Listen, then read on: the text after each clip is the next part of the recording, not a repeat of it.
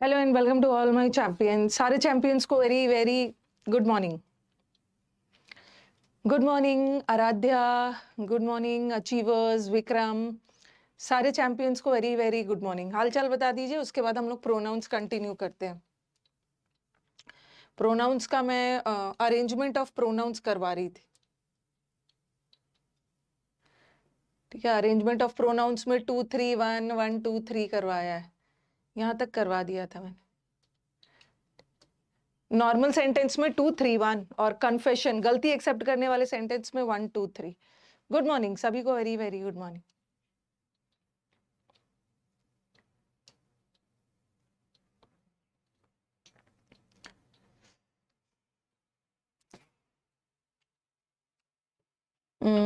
Yes, एक बार मेरे को बताओ, ऑडियो वीडियो ठीक है सभी को? Good morning. रिफ्रेश करती हूँ।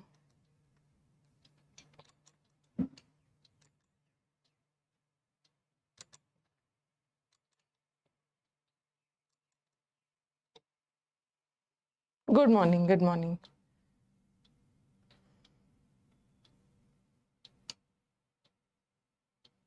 ठीक है, सब चीज क्लियर है ना? कैलेंडर आ गया है सीजीएल का, अब तो सीजीएल का कैलेंडर भी आ गया। इसी का तो हम लोग वेट भी कर रहे थे ना। आपका एग्जाम अगस्त में है, ठीक है, थोड़ा सा डिले हो गया। आपका एग्जाम अगस्त में है ना?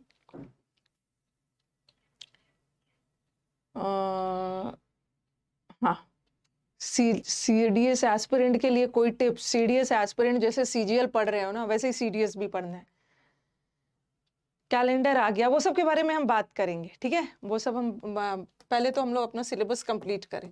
मैंने बोला था ना, नॉर्मल सेंटेंस में 2 3 1 लगाते हैं, ओके। और ऐसा सेंटेंस जिसको कन्फेशनल बोलते हैं। कन्फेशनल मतलब वो सेंटेंस जहां पे आप कोई अपनी गलती वगैरह एक्सेप्ट कर रहे हो।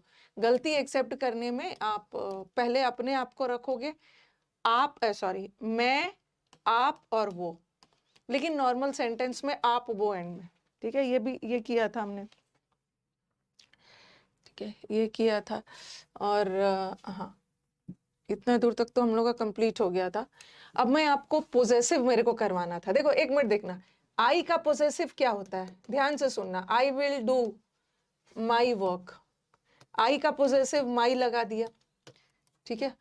जैसे जैसे वी रहता, we will do our work, we का पोजेसिव एडजेक्टिव आवर बनता है, आई का माई बनता है, यू का you will do your work,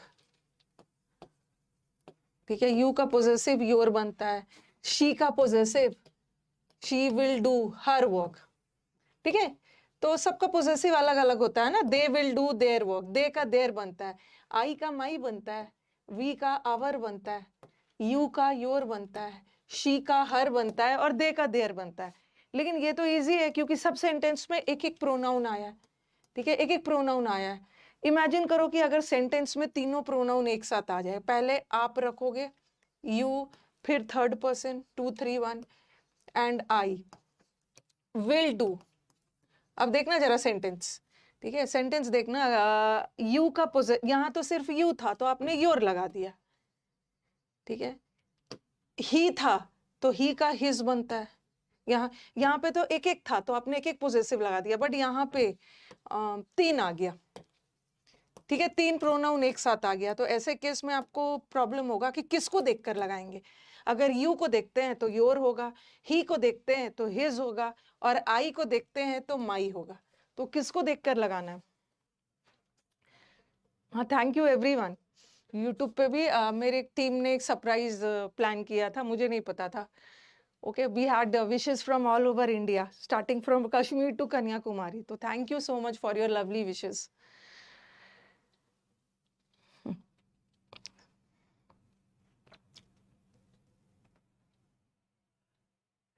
ठीक है,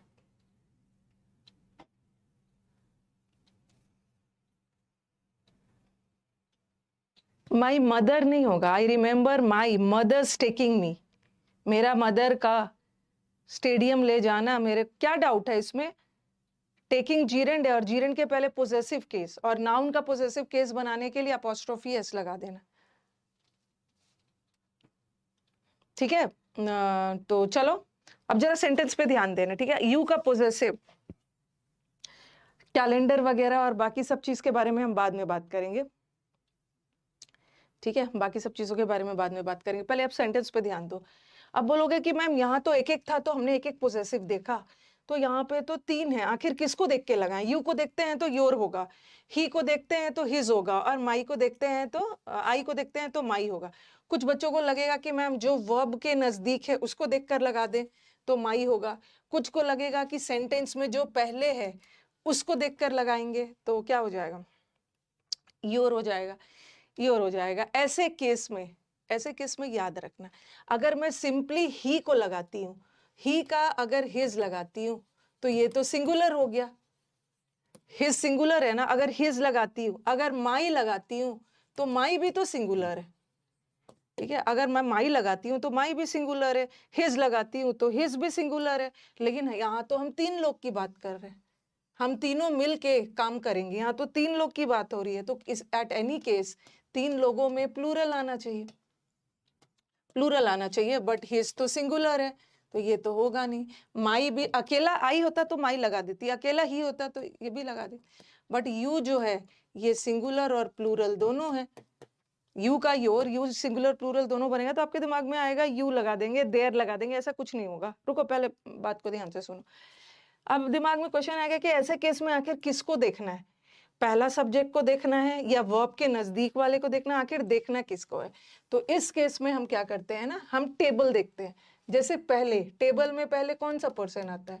टेबल में जिक्र करते हैं फर्स्ट पर्सन, फिर हम करते हैं सेकंड पर्सन, फिर हम थर्ड पर्सन, ठीक है। First person, second person, third person करते हैं।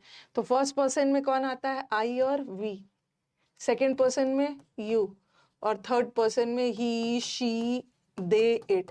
तो जब भी अगर 3-4 प्रोनाउन एक साथ आ गया तो आप यहां पे मत देखना कि कौन वर्ब के नजदीक आ रहा है, कौन पहले आ रहा है। आप देखना कि टेबल में पहले, इन तीनों में से टेबल में पहले जिक्र किसका होता है?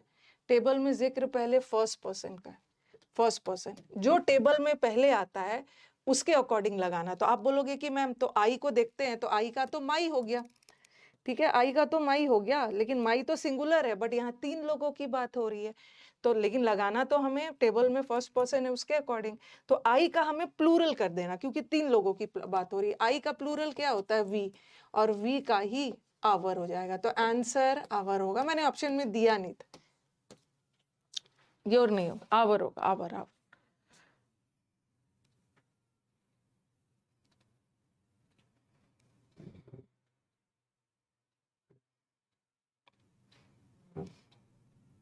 योर नहीं होगा, आर होगा। लिखिए, बस याद रखना है कि पोजेसिव केस, ठीक है, पोजेसिव केस हमें टेबल में कौन पहले आता है ना उसके अकॉर्डिंग लगाना।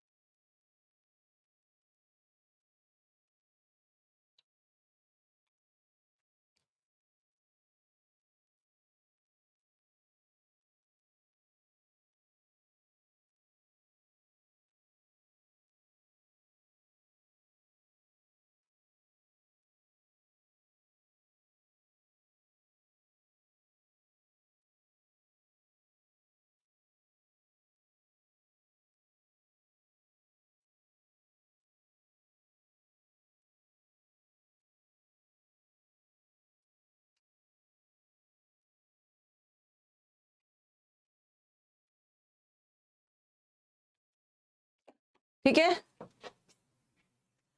हाँ। अगर अगर वाक्य में देखो ऐसा था, अभी मैं सबको ले देखो सॉल्व करेंगे हम लोग। देखो यहाँ पे भी 3 लोग हैं, ठीक है, 3 लोग हैं। अब देखना है कि पोजेसिव लगाते समय किसको देखना है। टेबल में पहले किसका जिक्र होता है? आई का, तो पोजेसिव आई के अकॉर्डिंग लगाएंगे। तो आई का पोजेसिव तो माई होता है, बट अकेला आई होता तो माई लगा देती, बट 2 लोग और है तो हमें फर्स्ट पर्सन भी रखना है, प्लूरल भी रखना है, तो हम लोग आवर लगा दें, देर नहीं लगाएंगे, आवर। ओके, देखो नेक्स्ट, यू एंड आई। अब अगर यहाँ तो 3 लोग थे, अब यहाँ पे 2 लोग हैं, 2 और 1। अब 2 और 1 भी आ गया, तो देखना है टेबल में कौन पहले आता है। टेबल में पहले फर्स्ट पर्सन आता है, आई आता है, तो पोजेसिव आई के अकॉर्डिंग लगेगा। आई का पोजेसिव माई होता है, बट अकेला आई होता तो माई लगा देती। तो 2 लोग, 1 लोग और है ना, 1 पर्सन और है, तो दोनों की बात हो रही है और हमें फर्स्ट पर्सन के अकॉर्डिंग भी लगाना है, तो यहाँ भी आवर करो, यहाँ भी आर।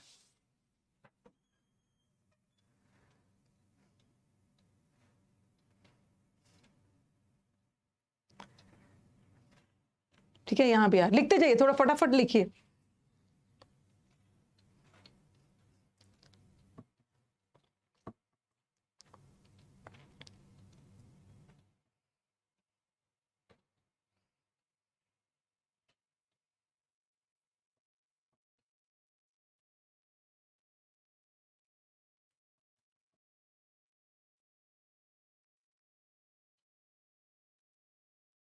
ओके, हाँ, अब आ जाओ। अगर वाक्य में राम एंड आई आ गया, जैसे अगेन 3 एंड 1 आ गया, जब भी फर्स्ट पर्सन आ गया ना, तो टेबल में पहले फर्स्ट पर्सन आता है। ठीक है, फर्स्ट पर्सन के अकॉर्डिंग पोजेसिव लगाएंगे। और आई माई लगा सकती थी, बट यहाँ एक और व्यक्ति है, तो मैं क्या लगाऊंगी, यहाँ भी आवर। अब नीचे वाला देखो, यहाँ पे फर्स्ट पर्सन नहीं है, यहाँ पे सेकंड और थर्ड है।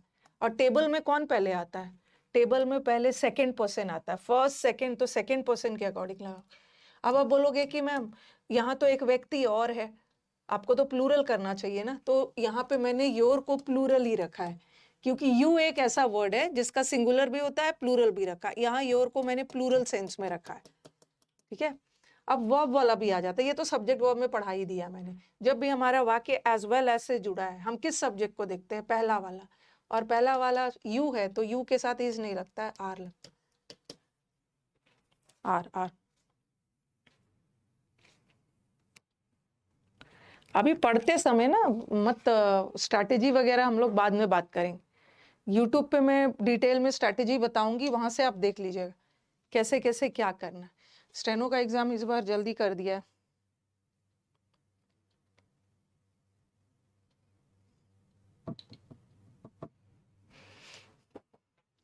और इस बार नया आपका बैच खत्म होगा ना, 25, 26, 27, 28 तक मैं आपका बैच खत्म कर दूंगी, क्योंकि अब हमारे पास 2 ही टॉपिक बच गया। ठीक है, 2 ही टॉपिक इस ग्रामर के बैच में बचा है, तो इसको मैं खत्म कर दूंगी। और इस बार जो नया बैच आएगा वो अचीवर्स 6.0 नहीं होगा, आपका बैच तो अचीवर 5.0 है ना। इस बार जो नया बैच आएगा, क्योंकि अब हमारे पास टाइम कम है, अब मैं एक फुल फ्लेजेड बैच लेके आऊंगी ना, तो तब तक बहुत लेट हो चुका होगा। अब आने वाला है एक क्रैश कोर्स, ये यूसी लाइफ पे पहली बार आएगा, क्रैश कोर्स आएगा। ठीक है, इसमें, हाँ, इसमें मैं थोड़ा सा एक्सपेरिमेंट करने वाली हूँ कि कैसे कम समय में, ठीक है, कम समय में ज़्यादा से ज़्यादा सिलेबस कवर हो जाए। 2.5 महीना बचा है हमारे पास। ठीक है, यहाँ पे 2 बैच नहीं है, एक ही बैच में ना, मतलब स्टूडेंट्स को ऐसा पढ़ाना है, जो लास्ट मिनट वाले स्टूडेंट्स है, कि इनका कम से कम प्री तो निकल ही जाए, उसके बाद मेंस में तो हमारे पास 2-3 मंथ्स बचेगा। आई के साथ एम होता है ना, लेकिन हम आई को नहीं देखेंगे ना। अगर ये सेंटेंस ऐसा रहता, यू और आई, ये तो मैंने सब्जेक्ट वर्ब में पढ़ा दिया आपको, are ready, you and I are ready to do the work. आपको सब्जेक्ट वर्ब एग्रीमेंट में पढ़ाया है ना, कि जब भी हमारा सेंटेंस एज वेल एज से जुड़ा है, विथ से जुड़ा है, टुगेदर विथ से जुड़ा है, तो पहला वाला को देखना है। और में किसको देखना है, सेकंड बाद वाले को, जो वर्ब के नजदीक है। और में, इधर और, निधर नॉर में, तो बाद वाला आई है तो एम हो जाता है, एम एम।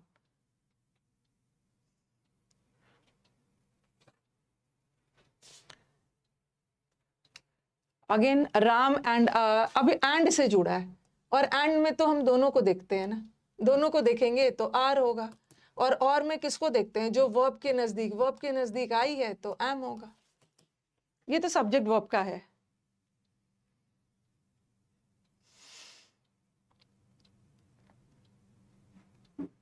अब क्रैश कोर्स, पहली बार क्रैश कोर्स आएगा, अचीवर्स में लास्ट मिनट में इंपॉर्टेंट चीज पढ़ के जाना है, क्योंकि जब टाइम रहता है ना तो आप पूरा 3.5 महीने का 4 महीने का फुल फ्लेजेड बैच चला देते हो, लेकिन जब आपके पास टाइम कम है, आपका अगस्त 12-13 से एग्जाम है, ऐसे ही कुछ है, 12-13 से एग्जाम है, ठीक है, मई को तो मान के चलो कि अब खत्म पे ही है, तो कुछ ऐसा बैच स्टार्ट करना है ना, ओके, कुछ ऐसा बैच स्टार्ट करना है कि कम से कम 2.5 महीने में एकदम प्री तो हो ही जाए, मतलब वो चीज टारगेटेड रखना है जो लास्ट मिनट में आते हैं। आपका बैच तो डिटेल में आपने पढ़ा, आपका बैच डिटेल वाला था, ठीक है, क्योंकि उस समय टाइम था हमारे पास, तो क्रैश कोर्स रहेगा, और ये क्रैश कोर्स का फीस कम रहेगा क्योंकि शॉर्ट ड्यूरेशन का बैच। फोर्थ में योर क्यों नहीं होगा? फोर्थ में योर क्यों नहीं होगा? तो फोर्थ में योर ही तो लगाया है, योर ही लगाया, योर को प्लूरल माना। वैसे 13 से इस बार डिले हो गया। चलो अब आ जाओ, हमने वो कर लिया, पर्सनल प्रोनाउंस कर लिया। आपने पर्सनल प्रोनाउंस में क्या क्या पढ़ा? देखो, पर्सनल प्रोनाउंस में मैंने पहला रूल क्या पढ़ाया था, एक बार रिकैप कर देती हूँ, कि अगर हमारा दो प्रोनाउन एंड से जुड़ा है या हमारा दो प्रोनाउन और से जुड़ा है, कंजंक्शन से जुड़ा है, तो उसका केस सेम होना चाहिए, ये पढ़ा था। फिर हमने क्या पढ़ा था, लेट के बाद कोई भी प्रोनाउन आएगा वो ऑब्जेक्टिव केस होगा, क्योंकि लेट वर्ब है और वर्ब के बाद ऑब्जेक्ट आता है। फिर थर्ड में हमने क्या पढ़ा था, इट इज या इट वॉज के बाद कोई भी प्रोनाउन आएगा वो सब्जेक्टिव केस में रहेगा, ठीक है। फिर हमने दैन वाला पढ़ा था, दैन के बाद सब्जेक्ट भी आ सकता है, दैन के बाद ऑब्जेक्ट भी आ सकता है। फिर हमने फिफ्थ वाला में वो पढ़ा था, अरेंजमेंट ऑफ प्रोनाउंस, ठीक है। तो पर्सनल प्रोनाउन से ये एरर्स आते हैं, अरेंजमेंट ऑफ, ये मतलब 5 एरर्स आपको ध्यान रखना है। इट इज या इट इज मी नहीं होता, it is I, let him, let her, उसके बाद भी ऑब्जेक्ट, और अरेंजमेंट ऑफ प्रोनाउंस भी भर भर के आता है। 5 रूल्स हमने इंपॉर्टेंट पढ़ा। नहीं, वो बैच, वो अलग बैच होगा, ऐसा थोड़ी होता है एक बैच दूसरे स्टूडेंट्स के लिए फ्री रहता है, ऐसा बिल्कुल नहीं होता है, ठीक है। आपने जो पढ़ लिया वो पढ़ लिया, तो ये सब गलत फहमी में नहीं रहना है कि उसका फ्री कर दीजिए, उसको दे दीजिए। अब आ जाओ, अब हम नेक्स्ट प्रोनाउन चलते हैं, रेसिप्रोकल प्रोनाउंस। रेसिप्रोकल प्रोनाउंस में 2 तरह का बस आता है, एक होता है ईच अदर और एक होता है वन अनदर, ठीक है। रेसिप्रोकल प्रोनाउंस में बस 2 ही प्रोनाउन आता है, each other and one another, और बस माइनर सा डिफरेंस है। ईच अदर 2 के लिए, 2 लोग या 2 चीजों के लिए, और वन अनदर 2 से ज्यादा के लिए। जैसे हम प्रीपोजिशन में अमंग और बिटवीन किए थे ना, बिटवीन 2 के लिए और अमंग 2 से ज्यादा के लिए, उसी तरह ईच अदर 2 के लिए और वन अनदर 2 से ज्यादा के लिए। फटाफट लिखिए, अब बीच बीच में बात नहीं करना है।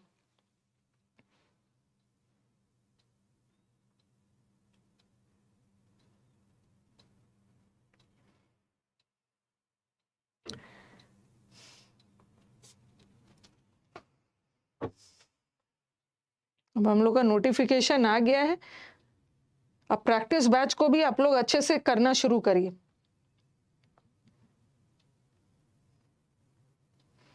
मतलब कुछ हमें ऐसा करना है ना कि स्टूडेंट्स का सिलेक्शन प्री में तो हो जाए, टाइम कम है, और फिर मेंस के लिए तो बस, मेंस में कुछ नया थोड़ी पढ़ना है, मेंस में बस प्रैक्टिस करना।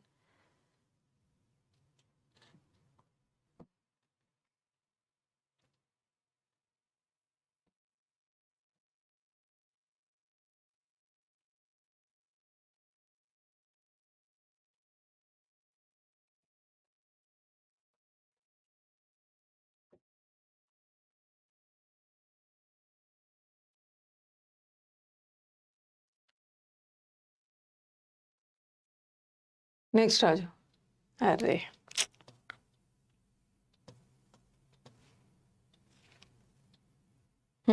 द टू कैट्स, यहाँ 2 कैट्स आपस में लड़ रहे थे, तो यहाँ 2 कैट्स की बात हो रही है ना, तो 2 की बात हो रही है तो वन अनदर नहीं लगाओ, 2 की हो रही है तो ईच अदर लगेगा, ईच अदर, ठीक है, one another. All the students of the class, class में सिर्फ 2 ही स्टूडेंट नहीं है, बहुत सारे, हेल्प वन अनदर, 2 से ज्यादा के लिए। फटाफट कॉपी करिए।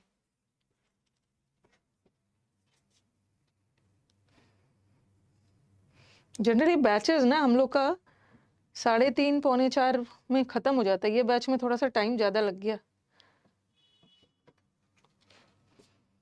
शुरू में आप लोग इतना ज़्यादा मुझे स्लो करके चले ना, मैम रुक जाइए अभी नोट नहीं किए हैं, नोट्स उतारने में ही आप लोगों ने टाइम लिया।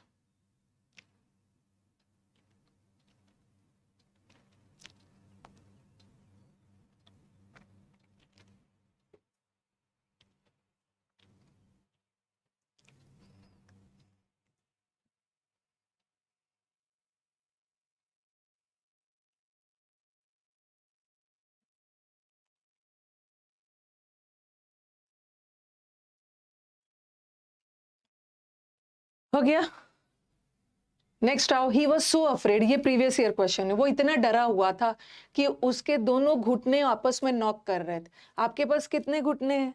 2 ही है ना, तो ईच अदर लगा, ईच अदर। तो रेसिप्रोकल प्रोनाउंस में ज्यादा नहीं है, बस ध्यान 2 ही प्रोनाउन होता है, एक ईच अदर और एक वन अनदर। ईच अदर 2 के लिए, वन अनदर 2 से ज्यादा के।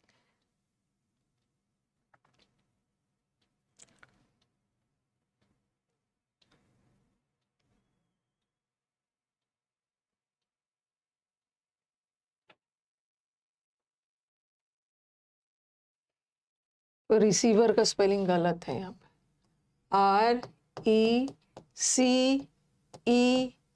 RECEIVER। रिसीव का स्पेलिंग आप लोग गलत लिख देते हैं, ऐसे लिख देते हैं RECIEV, गलत है। रिसीवर में R लगाना, CE पहले लगाना, R के बाद E, C के बाद E, फिर IV, ठीक है, रिसीव करना। अब आ जाओ रिफ्लेक्सिव प्रोनाउंस। रिफ्लेक्सिव प्रोनाउंस में सेल्फ वाले प्रोनाउंस आते हैं।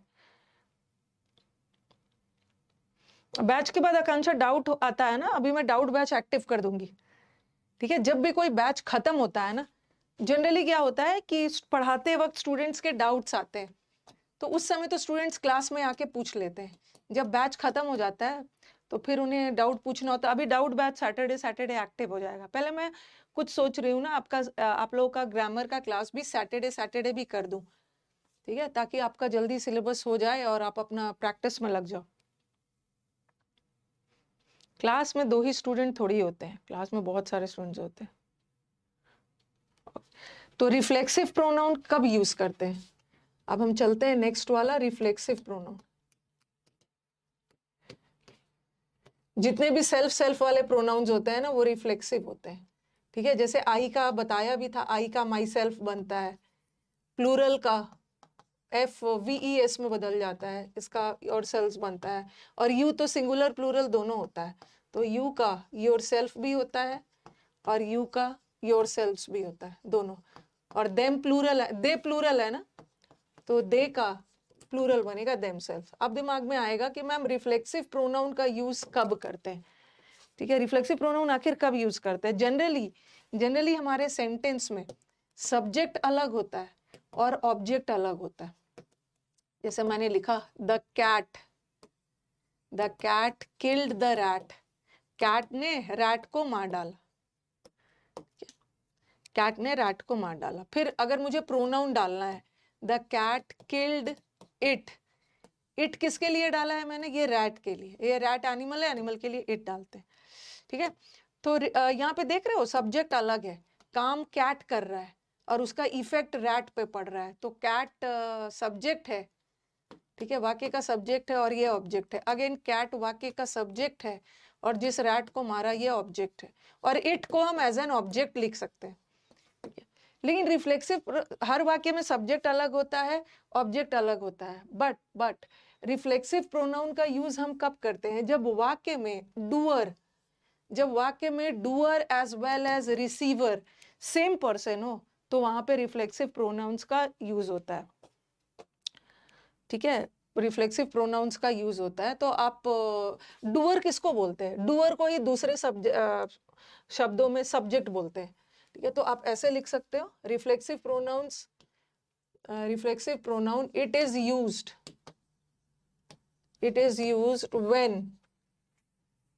व्हेन सब्जेक्ट, काम भी वही कर रहा है, सब्जेक्ट को दूसरे शब्दों में क्या बोलते हैं? डूअर।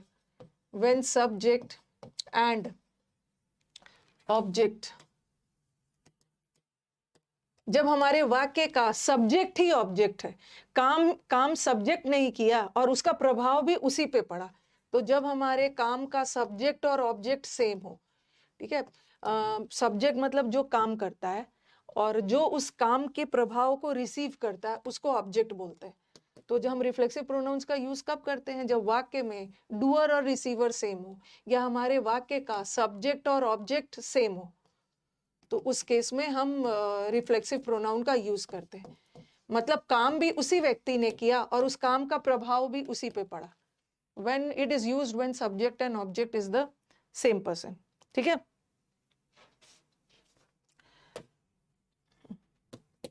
जैसे मैंने लिखा, I introduced myself. I introduced myself to the chairman. मैंने किसको इंट्रोड्यूस करवाया? अब बोलोगे मैम यहाँ भी तो चेयरमैन भी तो ऑब्जेक्ट है, बट ये चेयरमैन जो ऑब्जेक्ट है ना, ये प्रेपोजिशन का ऑब्जेक्ट, ठीक है। टू प्रेपोजिशन है और प्रेपोजिशन के बाद ये प्रेपोजिशन का ऑब्जेक्ट। बट यहाँ पे देखो, आई ने खुद को इंट्रोड्यूस किया, आई ने किसी और को इंट्रोड्यूस नहीं किया, आई ने खुद को इंट्रोड्यूस किया चेयरमैन से, तो यहाँ आई ही सब्जेक्ट है और यहाँ आई ही सब्जेक्ट है। देखो इस सेंटेंस में देख रहे हो, सब्जेक्ट भी वही है और ऑब्जेक्ट भी वही है। आई ने किसी और को नहीं किया, खुद को इंट्रोड्यूस किया। तो जब वाक्य में सब्जेक्ट और ऑब्जेक्ट सेम हो तो हम रिफ्लेक्सिव का यूज करते हैं। और चूंकि यहाँ पे आई था तो मैं माई सेल्फ यूज करती, ठीक है। अगर यहाँ पे ही रहता, ही ने अपने आप को इंट्रोड्यूस किया, ठीक है, ही इंट्रोड्यूस्ड, ही का रिफ्लेक्सिव क्या बनता है? ही ने खुद को इंट्रोड्यूस किया, ही ने किसी और को नहीं किया, अपने आप को इंट्रोड्यूस किया चेयरमैन से।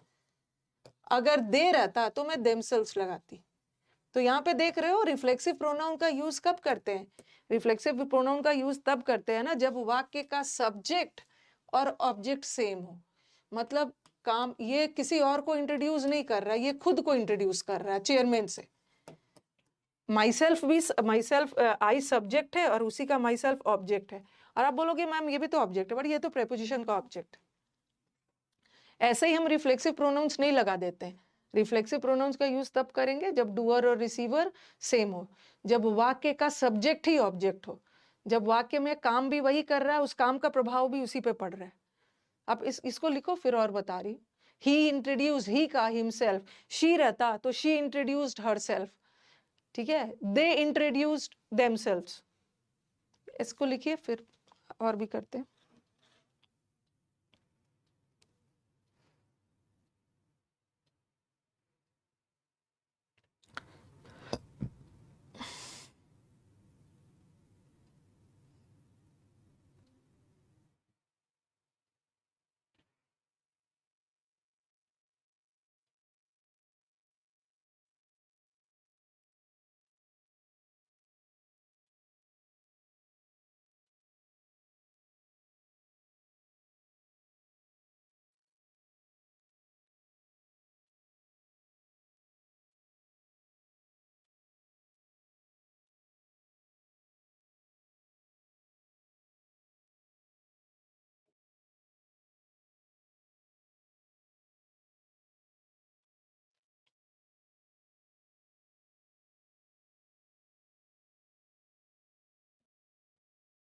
ठीक है,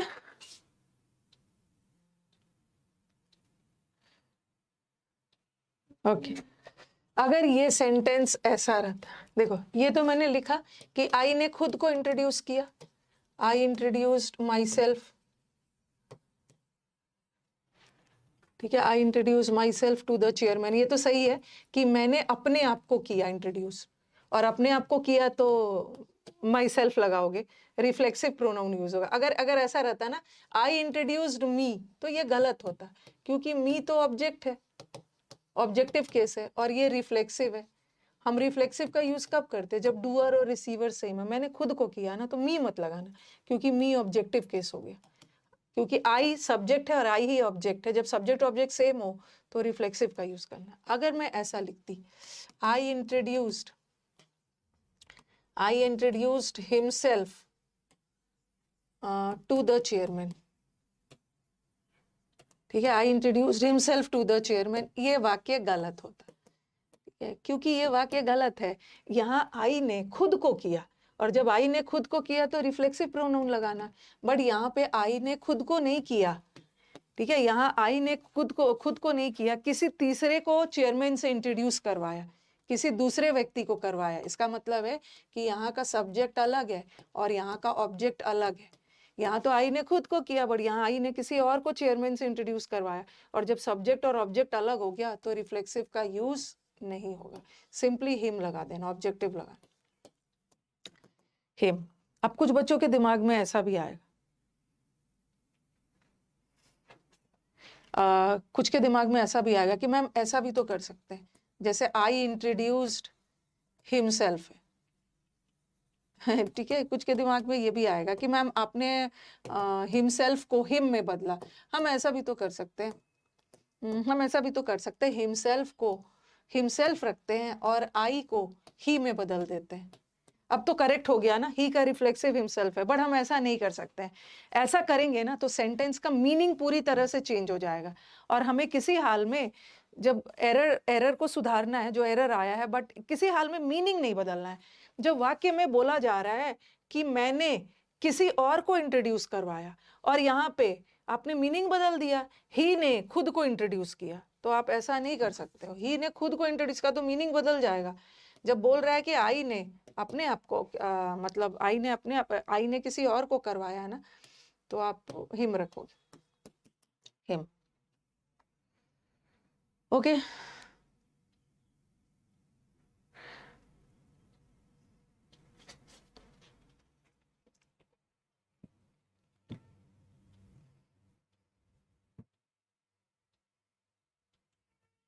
मैं ना अभी बीच में सैटरडे संडे आ गया था ना, क्लास में ऐसे पूछिएगा ना तो दिक्कत हो जाएगी। एक यूट्यूब पे सब वीडियोस बनाऊंगी अच्छे से, वहां आपका बनाऊंगी, बहुत लंबा रहेगा, आपका टाइम भी वेस्ट नहीं होगा।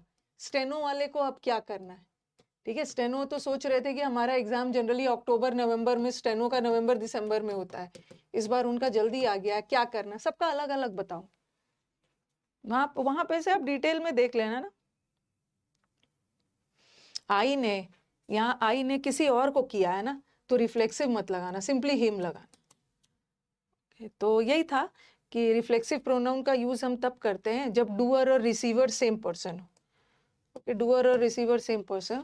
देखो यहाँ आई ने खुद को इंट्रोड्यूस किया, यहाँ ही ने खुद को किया, ही का रिफ्लेक्सिव हिमसेल्फ बनता है, आई का रिफ्लेक्सिव माई सेल्फ बनता है, बट यहाँ पे ही ने अपने आप को इंट्रोड्यूस नहीं किया। देखो, हर को, किसी लड़की को इंट्रोड्यूस करवाया चेयरमैन से, तो यहाँ तो खुद को नहीं करवाया, यहाँ रिफ्लेक्सिव प्रोनाउन नहीं बनेगा, यहाँ ऑब्जेक्टिव केस डालो, ही इंट्रोड्यूस्ड हर। लेकिन यहाँ तो ही ने खुद को किया, आई ने खुद को किया, यहाँ ही ने किसी तीसरे पर्सन को किया। और काइंडली हरसेल्फ देख के ना ही को शी में मत बदल देना, ऐसा नहीं बदल देते हैं, जेंडर नहीं बदला जाता। किसी लड़के की बात हो रही है, लड़का ही रहने देना। The man poisoned himself and his children, तो देखो यहाँ तो मैंने प्रोनाउन रखा था, बट मैन ने खुद को जहर दे दिया, तो मैन ये है मैस्कुलिन है, ओके, मेल है, तो हिमसेल्फ लगा दी।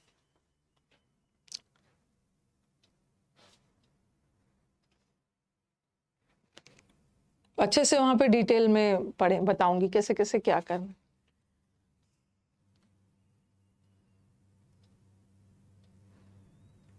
यूट्यूब पे टाइम मिल जाता है ना, यहाँ पे मैं सब डिटेल में बताने लगूंगी, आपका टाइम वेस्ट हो जाएगा।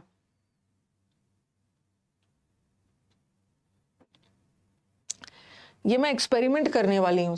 कभी कभी मैं स्टूडेंट्स की देख रही हूँ, स्टूडेंट से जब मैं बातचीत करती हूँ ना, ये जो ग्रामर कभी कभी क्या होता है, ये एक एक्सपेरिमेंट है। ये ग्रामर जो 4 मंथ्स चलता है ना, और इतना ज्यादा रूल्स हो जाता है, ठीक है, इतना ज्यादा ग्रामर का एकदम डिटेल में रूल्स वगैरह हो जाता है कि कभी कभी लास्ट आते आते तक बच्चे थक जाते हैं, और एग्जाम के जस्ट लास्ट मोमेंट में ना वो कुछ ग्रामर का शॉर्टकट ढूंढते हैं, कुछ रूल्स या ग्रामर का शॉर्टकट ढूंढते हैं कि मैम कुछ ऐसा चाहिए ना जहाँ रूल्स भी कवर हो जाए और भर भर के प्रैक्टिस भी हो जाए। तो क्रैश कोर्स तो कभी मैं लाई नहीं थी, बट इस बार चूंकि टाइम कम है ना, तो इस बार फुल फ्लेजेड बैच लाऊंगी तो आपका फायदा नहीं होने वाला है। मतलब जो बच्चे अभी 2025 की तैयारी करेंगे, वैसे तो आपका बैच डिटेल में पढ़ा ही दिया है, तो एक्सपेरिमेंट करना है। और वोकैब भी डिटेल में है, तो कुछ वोकैब का भी करना होगा। वोकैब इतना वास्ट है ना कि कुछ ना कुछ तो करना होगा ताकि कम समय में हो जाए। ठीक है, कम समय में हो जाए, 2.5 महीना हमारे पास अभी हम लोग के पास टाइम है। हाँ, अब रिफ्लेक्सिव प्रोनाउन कब यूज होता है बता दिया, जब डूअर और रिसीवर सेम पर्सन हो। जब डूअर अलग हो, रिसीवर अलग हो, रिफ्लेक्सिव का यूज मत करना। सबसे पहला रूल क्या है कि रिफ्लेक्सिव प्रोनाउन कभी भी वाक्य का सब्जेक्ट बन ही नहीं सकता है। किसी भी प्रोनाउन को सब्जेक्ट बनने के लिए उसको सब्जेक्टिव केस में रखना। रिफ्लेक्सिव प्रोनाउन कभी भी वाक्य का सब्जेक्ट नहीं बन सकता। इसको कॉपी करिए।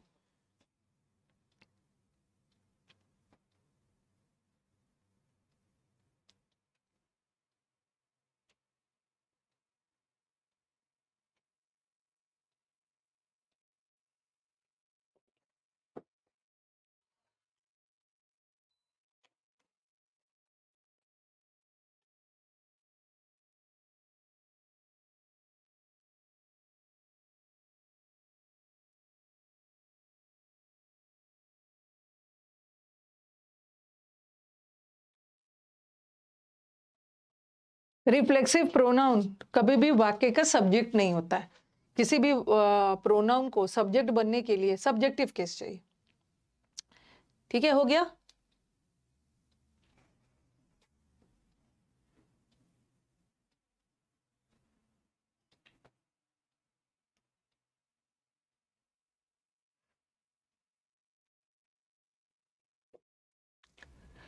हाँ, whenever we go for a interview में जाते हो तो बोलते हैं introduce your self. Last class भी बताया था मैंने, तो आप बोल देते हो my self Rahul, my self Sumit. Okay, ऐसा ऐसा बोल देते हो, बट गलत है। आई एम सुमित बोलो या माई नेम इज सुमित। तो ये हमारे सेंटेंस का वर्ब है और ये सब्जेक्ट है। राम भी सब्जेक्ट है, एंड से जुड़ा, ये भी सब्जेक्ट है। बट रिफ्लेक्सिव प्रोनाउन वाक्य का कभी भी सब्जेक्ट नहीं बनेगा। सब्जेक्ट बनने के लिए सब्जेक्टिव केस चाहिए। तो राम एंड माई सेल्फ नहीं हो, ठीक है, राम एंड आई होगा। इंटरव्यू में भी ऐसा नहीं बोलोगे माई सेल्फ सुमित, ये गलत है। रिफ्लेक्सिव प्रोनाउन कभी भी वाक्य का सब्जेक्ट नहीं होता है।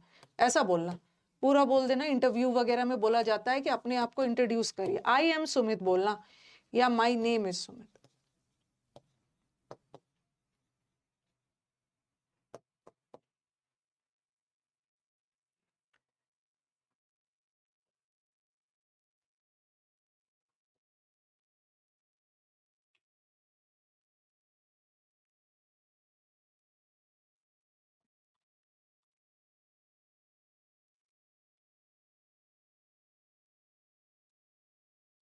मुझे लग रहा है ना मैं 25th वगैरह तक सिलेबस खत्म हो जाएगा। मेरे पास 3 टॉपिक्स ही बचा हुआ और प्रोनाउन तो आधा हो ही गया।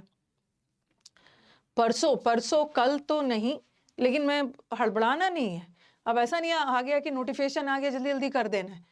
ओके, क्योंकि ये सब बैचेस ना बाद में रिकॉर्डेड भी जाता है, तो हड़बड़ाना नहीं है। परसों मैं प्रोनाउन खत्म करूं, ठीक है, परसों आपका प्रोनाउन खत्म होगा। ओके, अब फिर हमारे पास एडजेक्टिव और एडवर्ब बच जाएगा। ठीक है, तो 25 तक आपका खत्म हो जाएगा। ऐसे कोई डेट लेके नहीं चलना है। अब 25 है तो 25 को ही नहीं खत्म करना है, हो सकता है 26 भी चला जाए। रिफ्लेक्सिव प्रोनाउन वाक्य का सब्जेक्ट नहीं बन सकता। सब्जेक्ट होने के लिए सब्जेक्टिव केस लगा, ठीक है। अब आ जाओ नेक्स्ट, ये तो बड़ा इंपॉर्टेंट। अब आपको कुछ वर्ड्स याद रखने हैं, इसको लिखना है। कुछ ऐसे वर्ड्स होते हैं ना, जितना मैं वर्ड आपको दे रही हूँ बस उतना ही याद रखना है, ठीक है। कभी कभी क्या होता है ना, बुक्स में जरूरत से ज्यादा छाप देते हैं। उससे क्या होता है कि उसको रटने के चक्कर में ना आप इंपॉर्टेंट वाला भूल जाओगे। जितना मैं बता रही हूँ बस उतना ही याद रखना है। कुछ ऐसे वर्ब्स होते हैं, आपको याद रखना है कि वो हमेशा और हमेशा रिफ्लेक्सिव प्रोनाउन लेगा। ओके, कुछ ऐसे वर्ब्स है जो हमेशा हमेशा रिफ्लेक्सिव प्रोनाउन लेगा, बशर्ते, बट वो तभी रिफ्लेक्सिव प्रोनाउन लेता है जब वाक्य में डूअर और रिसीवर मतलब सब्जेक्ट और ऑब्जेक्ट सेम है। सारे वर्ब्स अपने साथ रिफ्लेक्सिव प्रोनाउन नहीं लेते, कुछ खास खास वर्ब्स है जो अपने साथ लेता है। ठीक है, आप पहले इसको लिखो।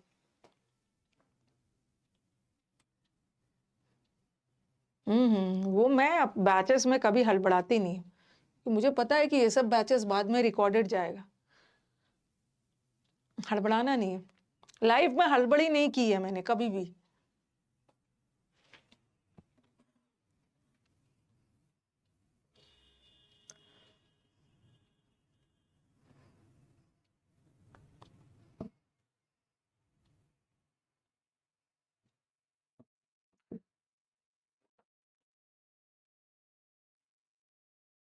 बहुत सारा चीज प्लान करना है।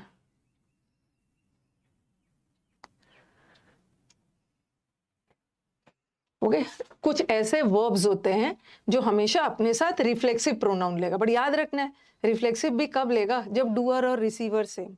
अब चलो अलग अलग, ठीक है, ऐसे नहीं लिखवाएंगे, ऐसे याद करना मुश्किल है, ठीक है, ऐसे किसी को याद नहीं होगा। अब हम ऐसे लिखेंगे, रुको, अलग अलग लिखवाऊंगी ना तो आपको याद रहेगा, ठीक है। सबसे पहले तो ये डिस्गाइज लिखो। कुछ ऐसे वर्ब्स है जो हमेशा रिफ्लेक्सिव प्रोनाउन लेगा, बशर्ते कि डूअर और रिसीवर सेम हो। ये एग्जाम का फेवरेट है। डिस्गाइज करना मतलब अपने आप को किसी के वेश में छुपा लेना, ठीक है, हाइड करना, ये एग्जाम का फेवरेट है, ठीक है। डिस्गाइज वर्ड हमेशा अपने साथ रिफ्लेक्सिव प्रोनाउन लेता है, ओके।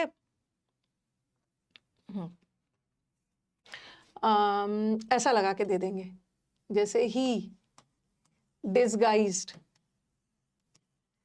ही डिस्गाइज का मतलब है अपने आप को किसी के वेश में छुपा लेना। ही डिस्गाइज्ड एज अ बेगर, उसने अपने आप को भिखारी के वेश में छुपा लिया।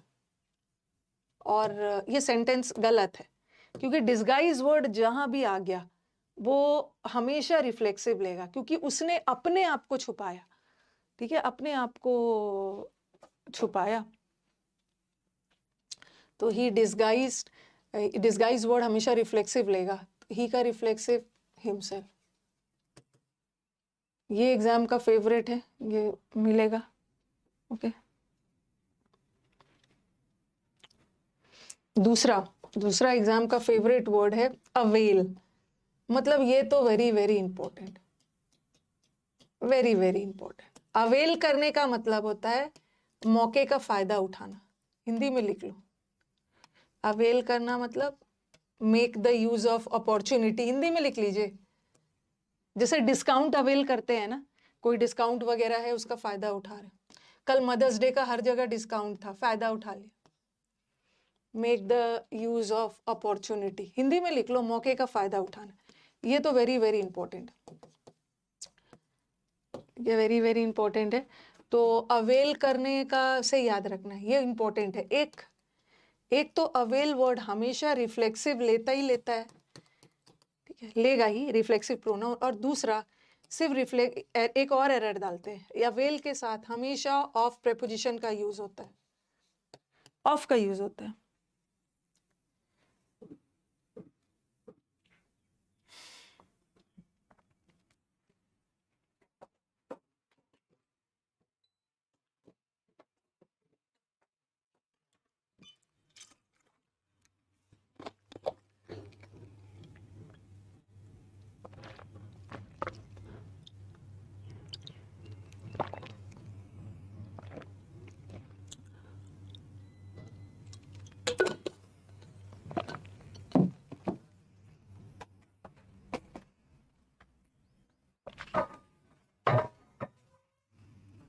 ठीक है, अब इससे एरर कैसे आएगा? डिस्गाइज्ड हिमसेल्फ, ये देखो, ही अवेल्ड द अपॉर्चुनिटी। एक 3 सेंटेंस दे रही हूं, उसने मौके का फायदा उठाया। अवेल वाला वेरी वेरी इंपॉर्टेंट, और जो वेरी इंपॉर्टेंट लिख रही हूं काइंडली उसको वेरी इंपॉर्टेंट ही मानिए।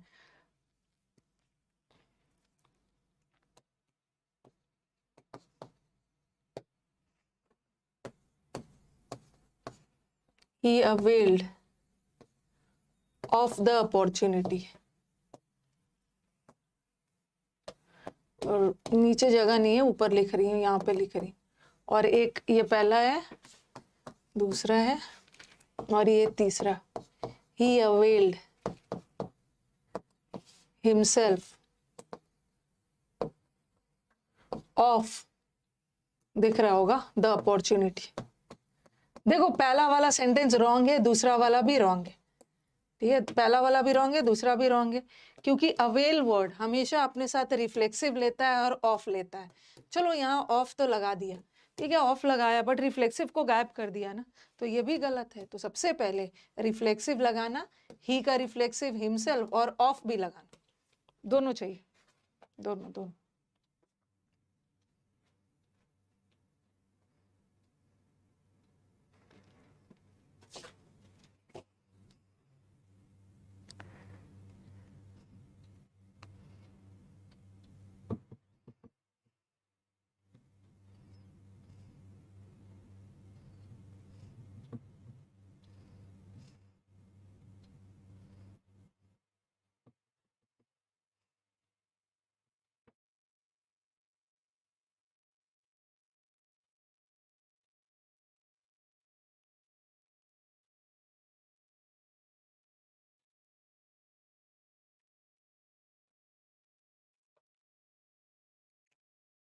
फर्स्ट, अवेल करने का मतलब है मौके का फायदा उठाना, अवेल इंपॉर्टेंट है, डिस्गाइज इंपॉर्टेंट है। अब तीसरा आ जाओ, तीसरा आपको लिखवाती है जो जो वर्ड्स इंपॉर्टेंट है। इंट्रोड्यूस्ड भी, इंट्रोड्यूस वर्ड हो या प्रेजेंट हो या पास्ट, ठीक है, इंट्रोड्यूस वर्ड हो या इंजॉय वर्ड, ठीक है, लेकिन याद रखना है, ठीक है, पास्ट हो या प्रेजेंट हो, दोनों के लिए ये रूल लागू है, लेकिन याद रखना है कि अगर आप किसी दूसरे को इंट्रोड्यूस कर रहे हो ना, देखो ऐसा आ जाता है, I introduced to the chairman, ठीक है, तो आप बोलोगे मैम यहाँ तो कोई जिक्र नहीं है किसी का। अगर किसी दूसरे को इंट्रोड्यूस करना होता है ना, तो यहाँ पे उन्होंने जरूर जिक्र किया होता है। जैसे लिखा मैंने, आई इंट्रोड्यूस्ड हिम। इंट्रोड्यूस्ड वर्ड भी अपने साथ रिफ्लेक्सिव लेता है, बशर्ते कि डूअर और रिसीवर सेम है, लेकिन यहाँ इन्होंने बता दिया है कि मैंने अपने आप को नहीं इंट्रोड्यूस किया, मैंने किसी और को इंट्रोड्यूस किया। किसी और को इंट्रोड्यूस करोगे तो इंट्रोड्यूस वर्ड रिफ्लेक्सिव नहीं लेगा, बट यहाँ तो किसी का जिक्र नहीं है, तो अंडरस्टूड है कि आई ने खुद को किया, और जब आई ने खुद को किया तो रिफ्लेक्सिव लगाओगे, ठीक है। जब किसी भी ऑब्जेक्ट का जिक्र नहीं है ना, तो समझ जाओ कि आई ने खुद को किया, तो यहाँ रिफ्लेक्सिव लगा दोगे। बट अगर किसी दूसरे को किया है तो यहाँ पे जिक्र होगा, हिमसेल्फ लगा के दे देंगे, लेकिन हिमसेल्फ नहीं लगेगा क्योंकि आई ने किसी और को किया है, ठीक है। इंट्रोड्यूस वर्ड भी रिफ्लेक्सिव तभी लेता है जब आप खुद को कर रहे हो, अगर किसी और को कर रहे हो तो रिफ्लेक्सिव नहीं लेगा। उसी तरह मैंने लिखा, वी इंजॉयड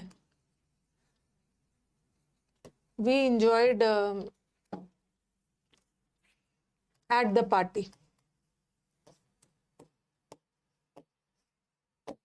और फिर लिखा मैंने, इंजॉय वर्ड भी कभी रिफ्लेक्सिव लेता है और कभी नहीं भी लेता है। We enjoyed the party.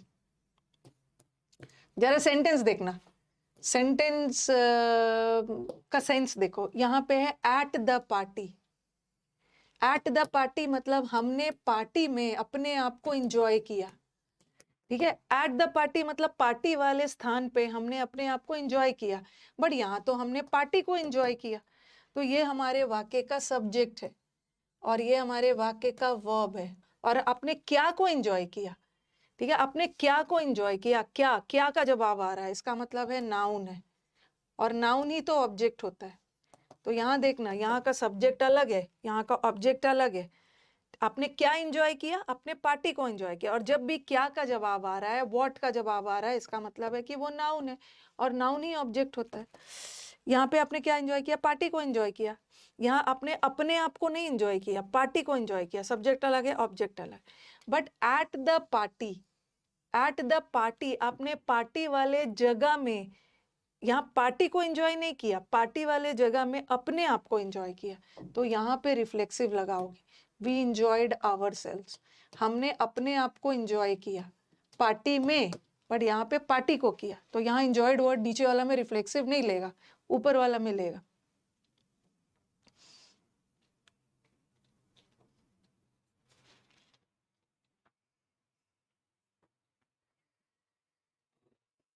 Pronoun में मेरे को ज्यादा टाइम अब रिफ्लेक्सिव में परसों खत्म होगा प्रोनाउन। जनरली प्रोनाउन के 5 क्लासेस लग ही जाते हैं।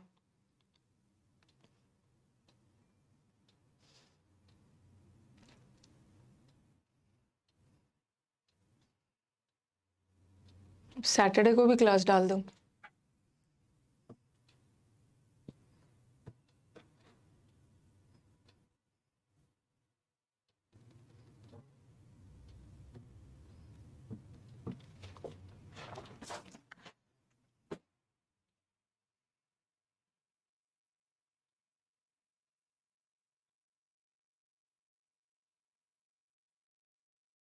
ठीक है, we enjoyed us, enjoy word हो गया। फोर्थ वर्ड आ जाओ। जो जो रिफ्लेक्सिव लेता है, फोर्थ वर्ड ये भी आपको अडेप्ट, ये भी इंपॉर्टेंट। अडेप्ट करना मतलब अपने आप को सिचुएशन के अनुसार ढाल देना, एडजस्ट करना। अडेप्ट वर्ड भी अपने साथ रिफ्लेक्सिव प्रोनाउन लेगा। Okay, the animal adapted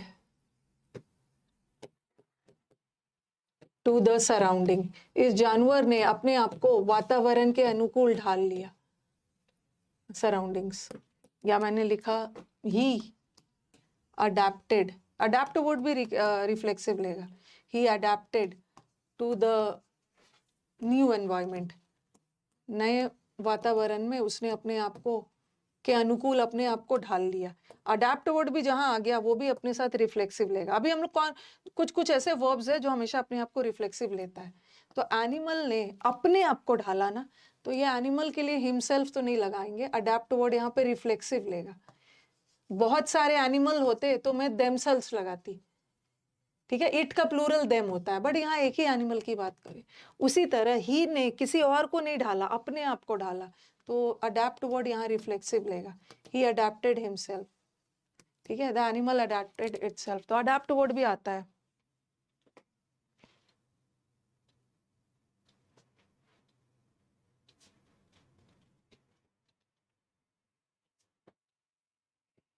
important वाला फटाफट कर लेते हैं।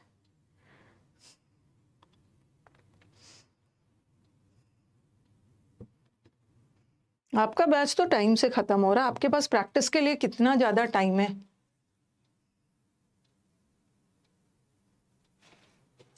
ओके, ये हो गया फिफ्थ वाला।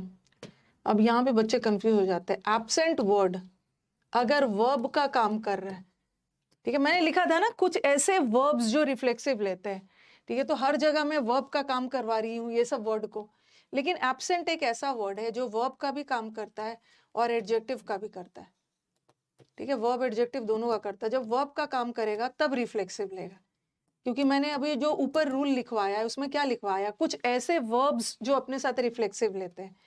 जब वर्ब का काम करेगा तो रिफ्लेक्सिव लेगा, जब एडजेक्टिव का काम करेगा रिफ्लेक्सिव नहीं लेगा,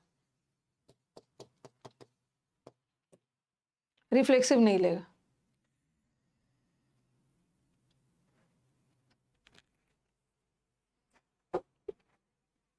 जैसे लिखा ही एब्सेंटेड, उसने अपने आप को क्लास से एब्सेंट रखा, ही एब्सेंटेड हिमसेल्फ, दे रहता तो देमसेल्व्स लगाते, ही एब्सेंटेड हिमसेल्फ फ्रॉम स्कूल, ठीक है, और फिर लिखा ही वॉज एब्सेंट, वो अनुपस्थित था, he was absent from school. दोनों के बीच में जरा डिफरेंस देखना। ये देखो सेंटेंस, ये हमारे ये सब्जेक्ट है और ये वाक्य का वर्ब है। ईडी लगा है ना, हम ईडी लगा के क्या बनाते हैं, ईडी लगा के पास्ट टेंस बनाते हैं, और पास्ट टेंस एडजेक्टिव का थोड़ी बनता है, पास्ट टेंस तो वर्ब का बनता है। तो यहाँ एब्सेंट वर्ड वर्ब का काम कर रहा है, अपने साथ रिफ्लेक्सिव लेगा, ही का रिफ्लेक्सिव हिमसेल्फ। बट यहाँ, ठीक है, यहाँ एब्सेंट वर्ड एडजेक्टिव है, एडजेक्टिव है। आप बोलोगे मैम ये वर्ब क्यों नहीं है, क्योंकि आपने वर्ब चैप्टर में पढ़ा है, ठीक है, आपने वर्ब चैप्टर में पढ़ा है ना कि अगर इज एम आर के बाद कोई वर्ब आ रहा है तो या तो वो आईएनजी होगा, और इज एम आर के बाद अगर कोई इज एम आर के बाद V3 भी आता है, ठीक है, आपने वर्ब चैप्टर में पढ़ा है ना कि इज एम आर के बाद या तो आईएनजी आता है और इज एम आर वॉज के बाद या तो V3 आता है। तो या तो आईएनजी कब आता है, जब एक्टिव वॉइस में हो, और V3 कब आता है, पैसिव वॉइस में, पैसिव वॉइस में। बट यहाँ ये जो एब्सेंट है, ना आईएनजी है ना V3 है, इसका मतलब है कि ये वर्ब है ही नहीं, ये एडजेक्टिव है। और एब्सेंट अगर एडजेक्टिव का काम कर रहा है तो उसके साथ नो रिफ्लेक्सिव नहीं आएगा। एब्सेंट वर्ड रिफ्लेक्सिव तभी लेगा जब वो वर्ब का काम करे।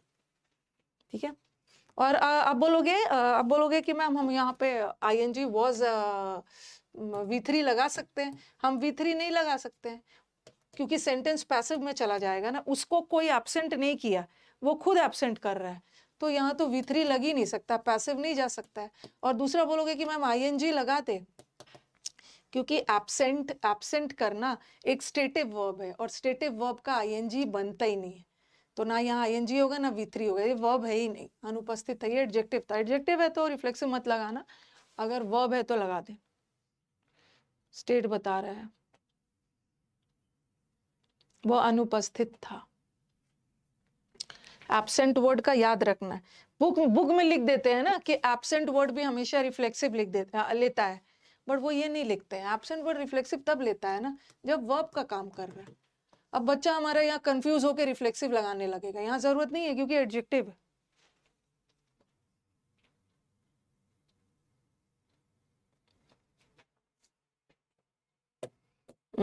पांचवा छठा जो भी वर्ड है, सिक्स तो जो भी, एक वर्ड याद रखना है, एक होता है रिजाइन।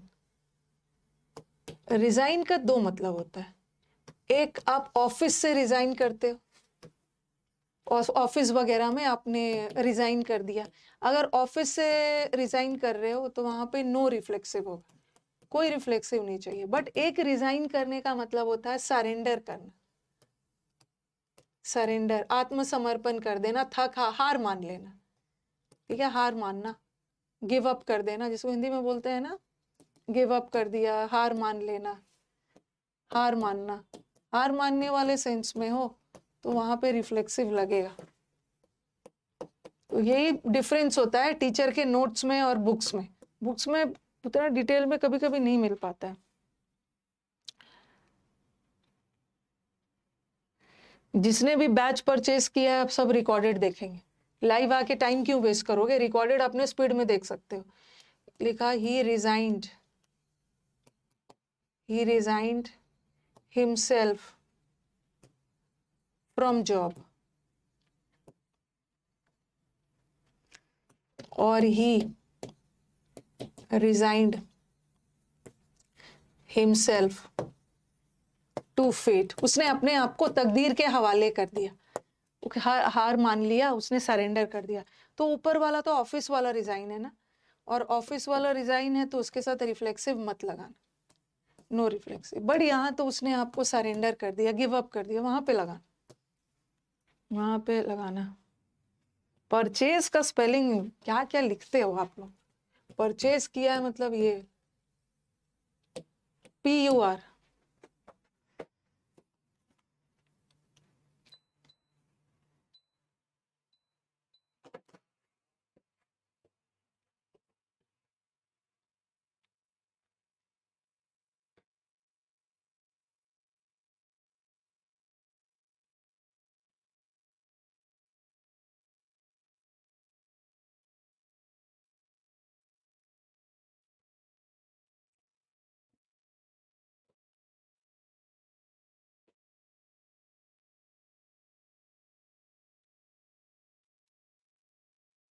ठीक है। रिजाइन वर्ड भी हो गया। देखो यही वाला सब यहाँ पे ना, ये वाला तो लिख लिया आपने, मत लिखना, ये वाला लिख ला, ये मत लिखना, हाँ ये मत लिखना। और कोई भी सेवेंथ वर्ड लिख लो, सेवेंथ वर्ड में लिख लो हर्ट, हर्ट वर्ड भी अपने साथ रिफ्लेक्सिव लेता है। ठीक है, ये भी रिफ्लेक्स, हर्ट मतलब अपने आप को हर्ट करना। ये देखो, ये वाला हर्ट भी अपने साथ रिफ्लेक्सिव तब लेगा जब आप अपने आप को हर्ट कर रहे हो, इंजॉयड की तरह, और हाँ इंट्रोड्यूस की तरह। ही हर्ट हिमसेल्फ, ही ने खुद को हर्ट किया, खेलते वक्त ही ने खुद को हर्ट कर लिया, बट यहाँ ही ने किसी और को, किसी लड़की को हर्ट कर दिया खेलते वक्त, तो यहाँ रिफ्लेक्सिव मत बताना, क्योंकि डूअर अलग है, रिसीवर अलग। ये लिख लीजिए हर्ट डाल के, और ये दोनों एग्जाम्पल लिख।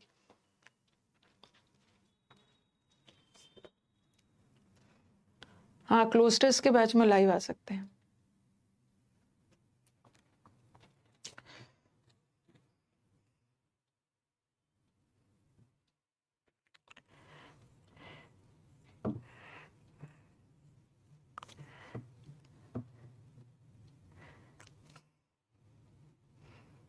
बैच को थोड़ा कस्टमाइज करना होगा, कैसे कैसे कौन से बैच को कैसे जोड़ूं कि स्टूडेंट्स का मैक्सिमम फायदा हो जाए, कुछ लाइव वाले बच्चों के लिए, कुछ रिकॉर्डेड के लिए। ही रिजाइंड हिमसेल्फ टू फेट, ये सही है।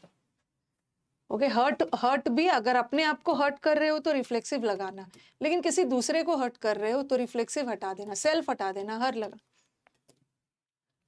ठीक है, ये हो गया। रुको, ये देखो अवेल वर्ड भी हो गया, इसको मत उतारना, एब्सेंटेड वाला भी हो गया, अडेप्टेड वाला भी हो। अब लिख लो रिकनसाइल। ठीक है, ये लिखो, कोई भी नंबर डालो, 8वां 9वां जो भी। रिकनसाइल, रिकनसाइल का मतलब है मेल मिलाप कर लेना, पैचअप कर लेना, मेल मिलाप, झगड़ा खत्म करके पैचअप कर लेना। रिकनसाइल ये भी अपने साथ रिफ्लेक्सिव लेता है। ठीक है, ये भी रिफ्लेक्सिव लेगा। और ये वाला एग्जाम्पल उतार, द मैनेजर रिकनसाइल्ड, मतलब रिकनसाइल का मतलब होता है बात मान लेना। ओके, पैचअप कर लेना, बात मान लेना, फ्रेंडली हो जाना। तो द मैनेजर ने वर्कर्स के, एम्प्लॉय के सारे डिमांड्स को मान लिया। तो मैनेजर के लिए क्या लगाओगे, मेल भी हो सकता है, फीमेल भी हो सकता है, मेल फीमेल नहीं है तो हिमसेल्फ लगा दो। द मैनेजर ने एम्प्लॉयज के डिमांड के अनुकूल अपने आप को ढाल लिया, रिकनसाइल कर लिया।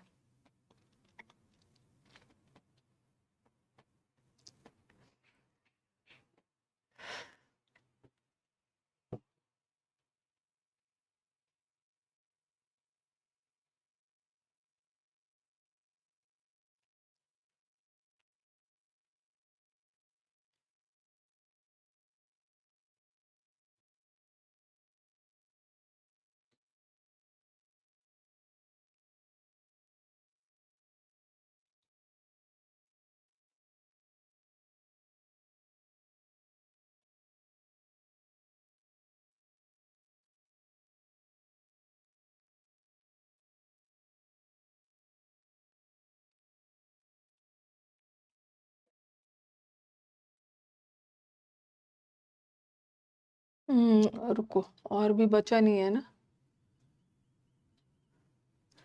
अब इसमें हाँ, और भी एक दो करवाती हूँ। प्रोस्ट्रेट, प्रोस्ट्रेट वर्ड करते हैं, नंबर डाल लेना आप।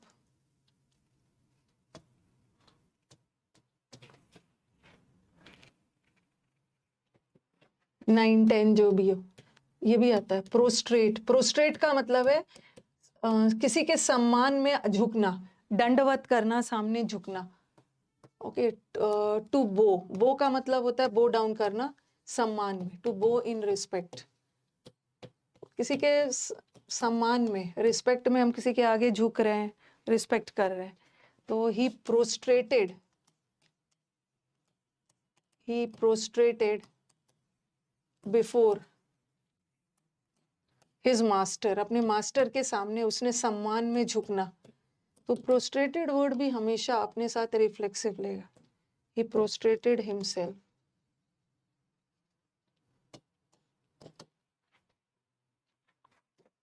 हिमसेल्फ, हिमसेल्फ जितना करवा दे रही हूँ बस उतना ही याद रखना है, उससे ज्यादा नहीं। ये प्रोस्ट्रेटेड वर्ड भी इंपॉर्टेंट है, प्रीवियस पेपर का ही है। बगैर रिफ्लेक्सिव लगा के दे देंगे, आपको लगाना है। और लास्ट वाला आ जाओ, ये जो प्राइड है ना, ये वाक्य में वर्ब का काम करेगा तो रिफ्लेक्सिव लेगा। प्राइड का मतलब है गर्व, और कभी कभी ये नाउन का भी काम करता है। नाउन का काम करेगा नो रिफ्लेक्सिव, नो रिफ्लेक्स। इतना तो आप याद कर ही लोगे। She प्राइडेड her self in her beauty, उसको अपनी ब्यूटी पे गर्व है। यहाँ ईडी लगा है, प्राइडेड वर्ब है और वर्ब है तो रिफ्लेक्सिव लगा देना। और फिर मैंने लिखा शी टेक्स प्राइड, उसको बात तो मैंने दोनों जगह सेम ही लिखा, उसको अपनी सुंदरता पे बहुत घमंड गर्व है। ये तो आप बोलोगे मैम आपने तो बोला है कि प्राइड वर्ड रिफ्लेक्सिव लेगा और यहाँ लिया है, बट यहाँ रिफ्लेक्सिव नहीं लगाया, क्यों?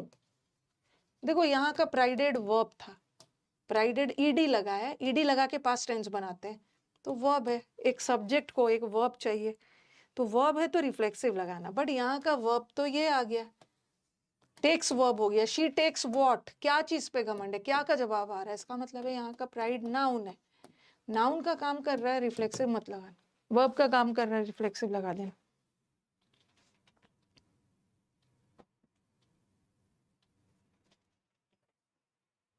He reconciled himself.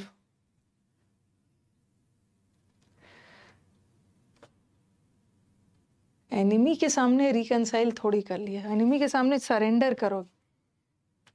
रिकंसाइल करना मतलब लड़ाई झगड़ा कम करके मेल मिलाप कर लिया।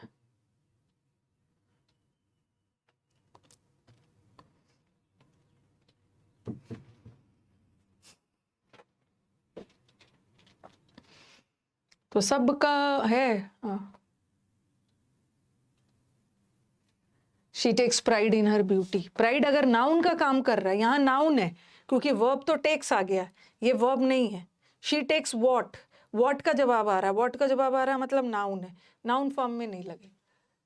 ठीक है, और एक आ जाओ अवेंज। ठीक है, अवेंज करना, अवेंज का मतलब है बदला लेना। ठीक है, और रिवेंज का मतलब भी है बदला लेना। देखो ध्यान रखना है, ऐसे बहुत सारे बुक्स में देखोगे ना मिल जाता है कि मैम अवेंज, अवेंज वर्ब होता है। ठीक है, अवेंज वर्ब होता है, बदला लेना, हिंदी में लिख लीजिए किसी से बदला लेना, लेकिन रिवेंज नाउन होता है, बट ऐसा नहीं है। रिवेंज नाउन का भी काम कर सकता है और रिवेंज वर्ब का भी कर सकता है। जैसे आपको बताया था कि ये जो अफेक्ट होता है, अफेक्ट तो वैसे वर्ब होता है, बट जो इफेक्ट होता है वो नाउन भी हो सकता है, वर्ब भी हो सकता है। ये हमने वर्ब चैप्टर में पढ़ा था, वर्ब चैप्टर में पढ़ा था। उसी तरह अवेंज को देखते हैं, अवेंज वर्ड भी रिफ्लेक्सिव लेता है। ही अवेंज्ड, उसने दुश्मन से बदला लिया। ही avenged himself on his enemy होता है, दुश्मन पे भारी पड़ा, ऑन हिज एनिमी। ठीक है, और फिर मैंने लिखा ही टुक या ही रिवेंज्ड हिमसेल्फ।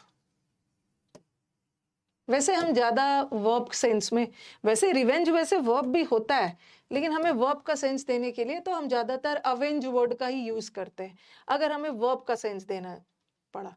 लेकिन रिवेंज भी कभी कभी हम वर्ब की तरह यूज कर लेते हैं। ऐसा नहीं है कि रिवेंज हमेशा नाउन ही होता है, वर्ब भी होता है। और फिर लिखा मैंने he took revenge from his enemy। ठीक है, अगर अवेंज और रिवेंज दो चीज सीखने लायक है यहाँ पे। अवेंज और रिवेंज वर्ब का काम कर रहा है ना, वर्ब का काम कर रहा है तो उसके साथ ऑन प्रीपोजिशन लगेगा। लेकिन यहाँ पे देखो, यहाँ पे टुक वर्ब आ गया तो ये तो वर्ब नहीं है। ही टुक वॉट, वॉट का जवाब आ रहा है, इसका मतलब है कि ये नाउन है।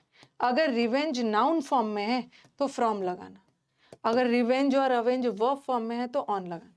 हाँ, यहाँ अवेंज एज अ वर्ब ये अपने साथ रिफ्लेक्सिव लेता है और अवेंज भी एज अ वर्ब अपने साथ रिफ्लेक्सिव ले सकता है, दोनों सही है। बट यहाँ पे रिवेंज नाउन है, एज अ नाउन वो रिफ्लेक्सिव नहीं ले।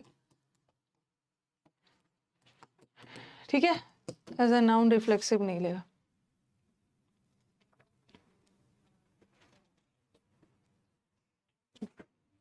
क्योंकि कई बार पढ़ाते वक्त देखती हूँ ना, रट लिया है बच्चे ने, मैम एब्सेंट वर्ड तो रिफ्लेक्सिव लेता है, मैंने यही सोच के इसमें एरर डाल दिया था, बट एरर तो वो नहीं आ रहे। एब्सेंट वर्ड रिफ्लेक्सिव तब लेगा ना जब वो वर्ब का काम करेगा।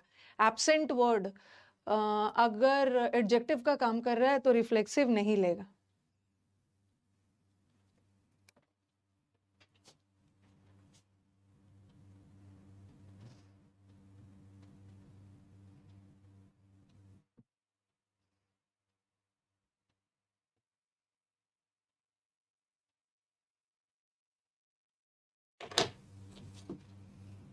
एक बार ये सबको रिपीट कर लिए, मतलब रिवाइज कर लीजिएगा, लिख के डन। ये सारा अभी तक मैं रिफ्लेक्सिव प्रोनाउंस करवा रही थी।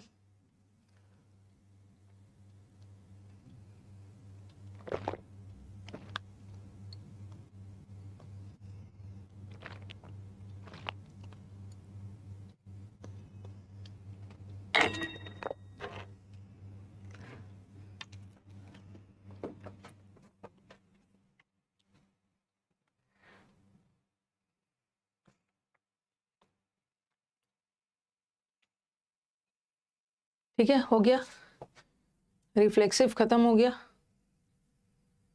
इसको एक बार रिवाइज कर लेना। अब आ जाओ 1 1 से। This is also important, this is also very very important. यहां से भी एरर्स आएगा। ये जो 1 होता है ना, ठीक है, ये जो 1 होता है इसका 2 मतलब होता है। एक 1, ये मैंने शायद उसमें आपको एक्टिव इसमें पढ़ाया, क्वेश्चन टैग में पढ़ाया है। इफ यू रिमेंबर, मैंने क्वेश्चन टैग में पढ़ाया है। एक 1 का मतलब होता है एवरीबॉडी, और एक 1 का मतलब होता है 1 इन नंबर। 1 इन नंबर, संख्या में एक। अरे, एक 1 का मतलब होता है एक, ओके, और एक 1 का मतलब होता है एवरीबॉडी, सभी।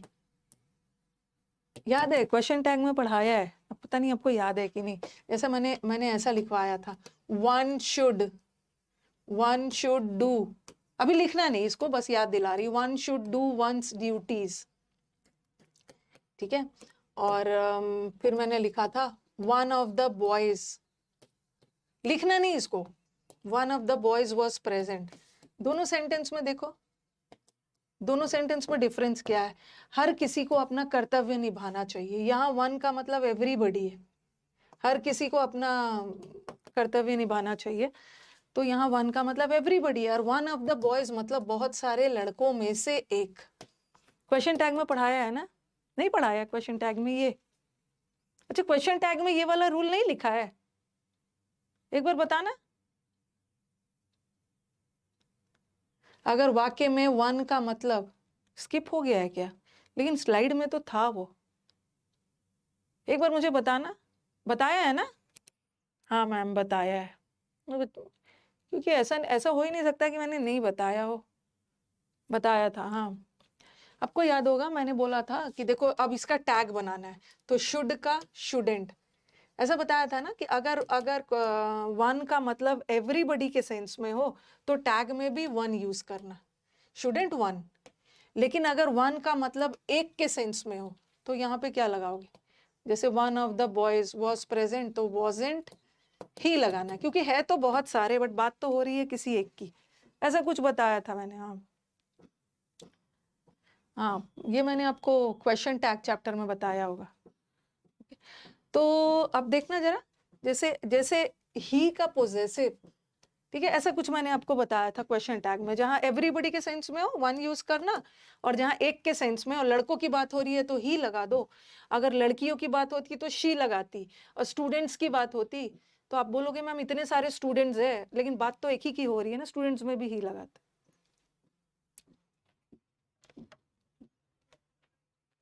इसको हटा लो, इसको मना भी कर देना, सुधरेगा नहीं उसको।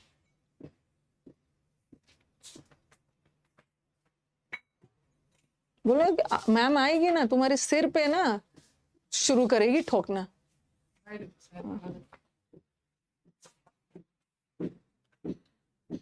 बताया था, ठीक है। देखो जैसे जैसे ही का पोजेसिव हिज होता है, शी का पोजेसिव हर होता है, दे का पोजेसिव देयर होता है।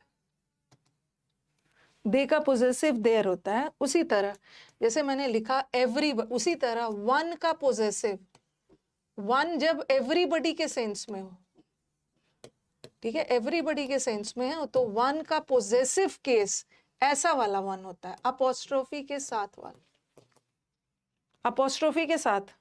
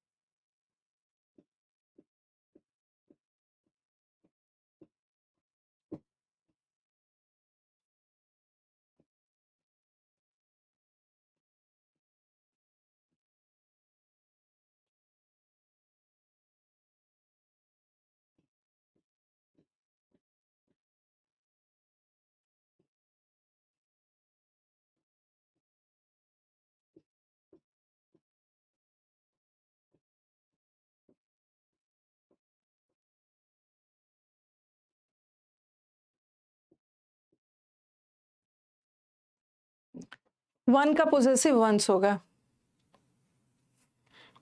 अपोस्ट्रोफी वाला वंस, ठीक है। लेकिन कब, जब वन का मतलब एवरीबडी, अगर अगर ऐसा रहता, एवरीबडी रहता, एवरीबडी शुड डू, ये भी आता है एग्जाम में, एवरीबडी शुड डू, क्या होगा, हिज वर्क, हर वर्क या देयर वर्क। एवरीबडी वैसे सिंगुलर होता है, हर किसी को अपना काम करना चाहिए, ये मैंने आपको सब्जेक्ट वर्ब चैप्टर में पढ़ाया। एवरीबडी,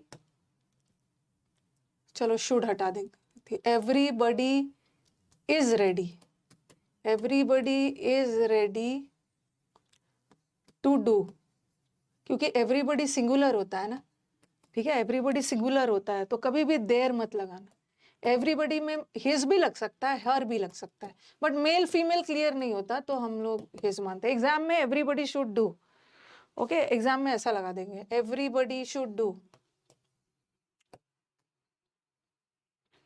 देयर वर्क लगा देंगे, गलत है। एवरीबडी सिंगुलर होता तो देर कहाँ से आ जाएगा, हिज आएगा। हर भी लगा सकते हो, बट मेल फीमेल क्लियर नहीं है तो हम हिज लगा दें।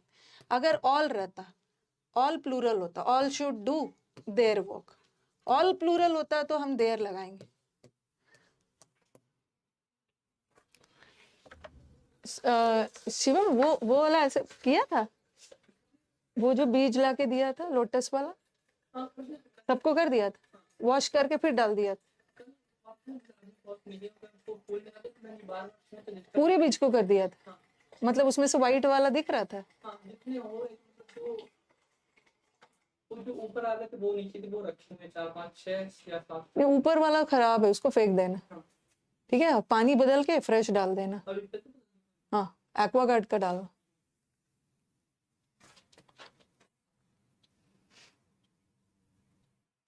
ऑल शुड, ऑल के साथ देयर लगाना, ठीक है, ये तो चलो क्लियर हो गया।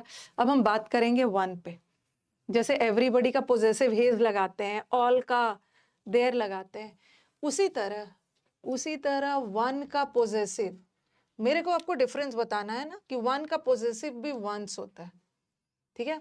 वन का पोजेसिव ऐसा लिखो, वन का, ठीक है, वन का पोजेसिव केस ही का हिज होता है और दे का देयर होता है, उसी तरह वन का पोजेसिव केस वंस होता है, और ऐसा वाला वंस, अपोस्ट्रोफी वाला, अपोस्ट्रोफी वाला, ठीक है। लेकिन आप बोलोगे कि फिर मैम ये वाला वंस क्या होता है, एक ऐसा वाला वंस होता है बगैर अपोस्ट्रोफी वाला, ये वन का प्लूरल होता है, ठीक है, वन का प्लूरल बगैर अपोस्ट्रोफी वाला वंस होता है, और ये जो अपोस्ट्रोफी वाला है ना, ये पोजेसिव केस होता है। कब, वन का पोजेसिव केस जब वन का मतलब एवरीबडी के सेंस में आए। आप इसको लिखो, फिर समझाती, एवरीबडी के सेंस।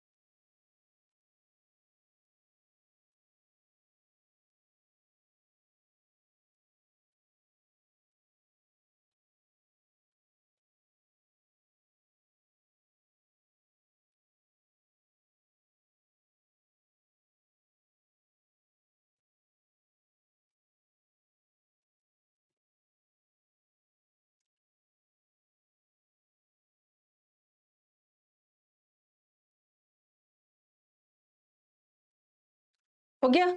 हाँ, बता रही हूँ दोनों वंस में डिफरेंस क्या है। अगर अगर शॉर्ट में लिख सकते हो, ये वन का ऐसा वाला वंस भी होता है और ऐसा वाला वंस भी होगा। ये बगैर अपोस्ट्रोफी वाला प्लूरल है और अपोस्ट्रोफी के साथ वाला पोजेसिव केस। लेकिन ये वन का पोजेसिव तब बनेगा ना जब वाक्य में वन का मतलब एवरीबॉडी के सेंस में। एग्जाम में ऐसा लगा के दे देंगे, वन शुड डू या one should respect his elders, her elders, their elders या one's elders। हमें अपने बड़ों की रिस्पेक्ट करनी चाहिए, ठीक है। जब वन का पॉजिटिव केस वंस तब होगा ना जब वन का मतलब एवरीबॉडी के सेंस में, ठीक है। अब दूसरा लिखा मैंने, one must keep their promises।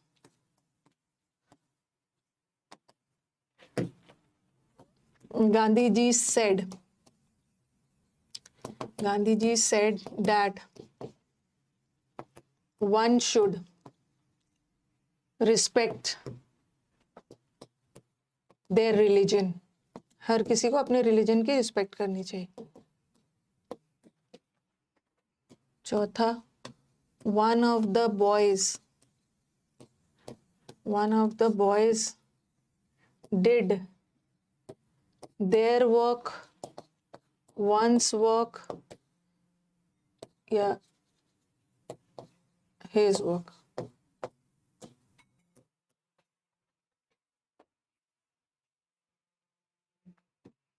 Copy करो पहले।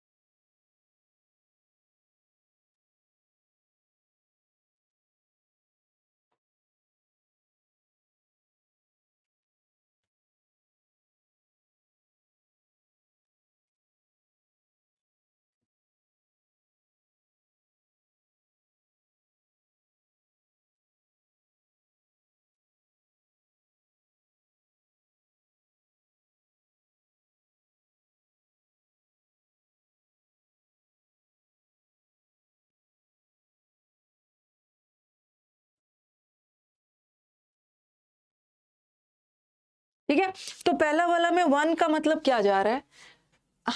सिर्फ एक को अपने बड़ों की रिस्पेक्ट नहीं करनी चाहिए। एक व्यक्ति सिर्फ अपने बड़ों की थोड़ी करेगा, हर एक, एवरीबॉडी।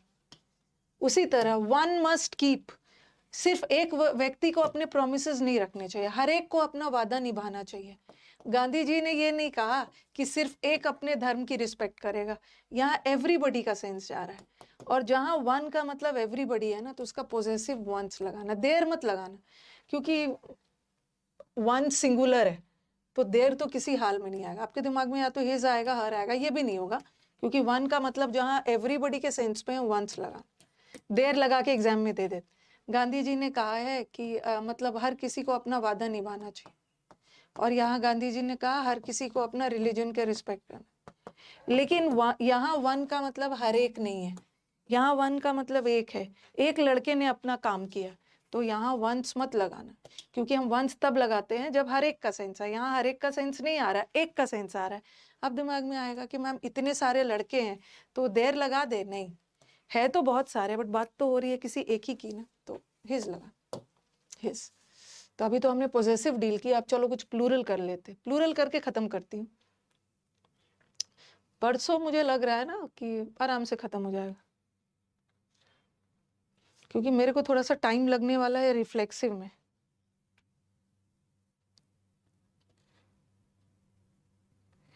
रिफ्लेक्सिव नहीं, सॉरी, रिलेटिव प्रोनाउन में टाइम लगने वाला।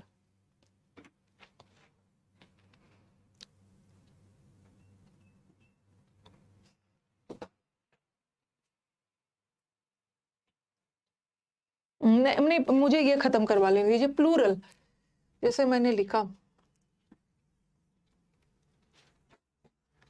आई don't want the blue pen, I want the red one. अब बताओ कि ये वन किसके लिए लगा है? मेरे को ब्लू वाला पेन नहीं चाहिए, मेरे को रेड वाला चाहिए। टाइम हो गया है, बट पता है, बस एक लास्ट कर देना।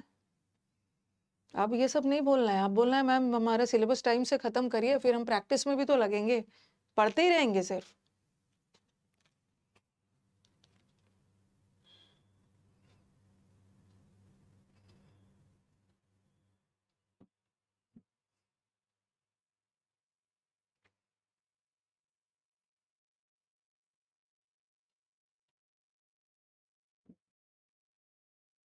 पेन के लिए लगा है ना?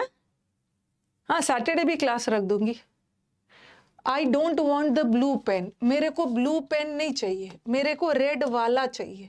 ठीक है, रेड वाला चाहिए। तो ये पेन के लिए लगा है, पेन नाउन है, और नाउन के बदले ये वन प्रोनाउन लगा दिया।